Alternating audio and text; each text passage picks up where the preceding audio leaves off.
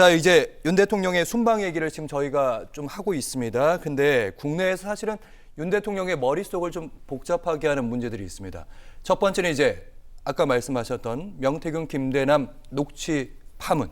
그 얘기는 저희가 후반에 할 거고, 한동훈 대표의 발언 수위가 순방 기간 동안 외국에 나가 있는 동안 계속해서 세지고 있습니다. 김 여사 이제 좀 자제해야 된다 이런 표현도 있고, 도이치모터스 검찰이 국민이 흡족할 만한 그 정도의 결론 내야 된다 이런 얘기도 하고 있고. 이게 그 한동훈 대표가 이 말을 조금 바꾼 느낌이 있습니다. 뭔가 하면 이 도이치모터스 사건만 하더라도 자신이 법무장관을 할 때는 이게 서울중앙지검 이승윤이가 중앙지검장 할 때 2년을 파헤쳤는데 결국 아무것도 찾아내지 못하고 소환조사조차 하지 못했다. 그게 뭐가 문제냐?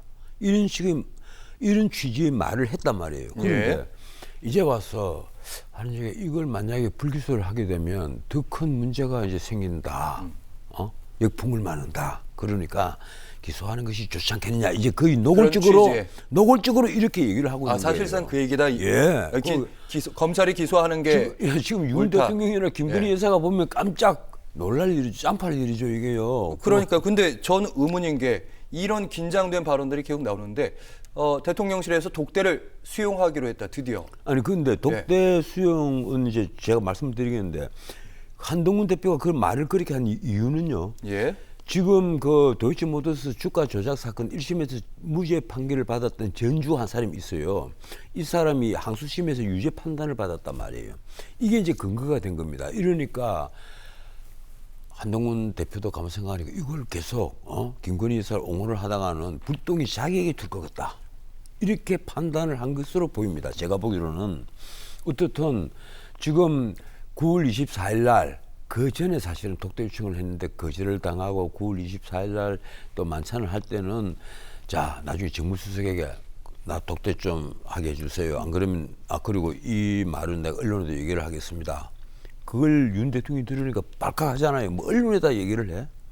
그래서 또 거절을 당했단 말이에요. 그 이후로도 또 독대를 해달라 하는 얘기를 직간접적으로 계속해서 이제 대통령실을 통해서 오프를 넣었는데 윤 대통령은 뭐 들은 채도 하지 않고 오히려 원내 대표와 그 원내 상임위원장들 그리고 간사들 불러 모아서 만찬을 할 때 당 대표가 아무리 원외지만 속 빼버렸단 말이에요. 한동훈 뺀 만찬. 이러니까 한동훈 대표가 글쎄요, 그걸 어떻게 결정을 했는지는 모르겠는데 내가 보기로는 아주 실책을 한 거예요. 바로 그 다음 날입니까? 그 다음 날입니까? 좌파 국회의원 20명을 모아서 자신이 만찬을 했단 말이에요. 그리고 바로 그 이튿날은 또 국회 그 도서관에서 열린 그 원외 당협위원장들 연수를 핑계 삼아 그 90명을 모아서 또 오찬을 한 거예요. 점심을 같이 먹은 거예요. 그래서 거기서 나온 얘기를 들어보니까 뭐 의샤도 하고 저도 거기 갔으니까 듣지 않습니까? 뭐 시골에서 올라오면 저한테 전화를 많이 합니다. 안녕하셨어요. 그동안 괜찮으시죠? 그래서 거기 참석한 당협위원장들이. 그래서 저녁 때 커피 한잔 한다고 만나서 얘기를 들어보니까 야 어떻게 지냈냐 이러니까 의샤도 하고 좀 그랬습니다. 이거예요. 의샤를 해서 이게 무슨 개 같은 소리냐 전부 다 지금 제 정신들이냐 말이에요. 지금 좌파 20명이 모여서 만찬을 할 때 무슨 말이 나왔느냐. 다음에 우리 모일 때 한 명씩 더 데리고 오자. 지금 세력화를 한 거예요. 이게 세력화가 설령 하기 위한 목적이 숨어 있다 하더라도 그걸 감춰야 될 텐데 그 세력화를 했단 말이에요. 노골적으로. 누구를 향해서 세력화를 했느냐. 윤 대통령을 향해서 세력화를 한 거예요. 겉으로는 친윤이 상대지만 사실은 윤 대통령이 이제 한동훈이 정적이 되어버린 거예요.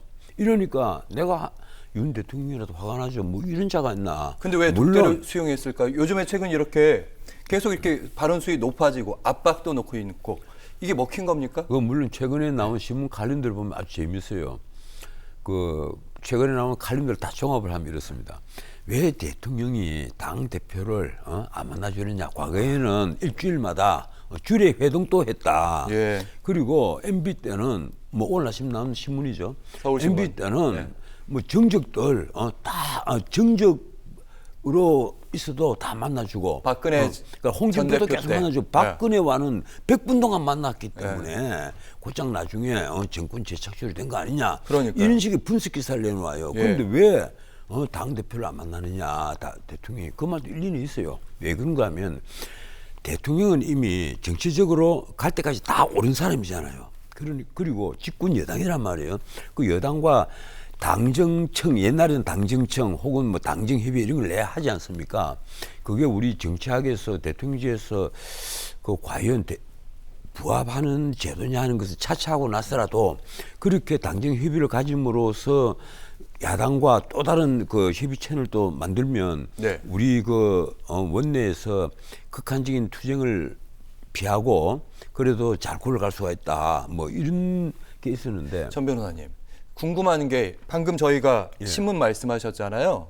그러니까 보수 언론도 그렇고 중도 언론들도 그렇고 아니 윤 대통령 왜 안 만나주냐 이렇게 글쎄요. 얘기하고 있고 그리고 지금 보니까 한동훈 대표도 계속 만나달라고 했고 근데 최근에 한동훈 대표는 압박을 넣었는데 그 압박이 먹힌 건지 아니면 신문들의 근데 얘기가 한번 먹힌 보세요. 건지 지금 신문에 기명 칼럼들, 뭐 대기자들 혹은 논설실장들, 주필들 이 기명 칼럼들이 하나 공통점이 있습니다. 윤 대통령이 집중 포화를 해버린 거예요. 윤 대통령 많이 얻어맞았어요. 그 중에 이제 어떤 그 신문은 이런 표현까지 합니다. 윤 대통령이 왜 김건희 여사 얘기만 나오면 펄펄 뛰고 하느냐, 모든 걸 다 막아버리느냐, 김건희 여사에게 왜 저리 절절 매느냐, 전 변호사님 이런 칼럼들이 직접 나와요. 그렇죠. 예. 네. 저희가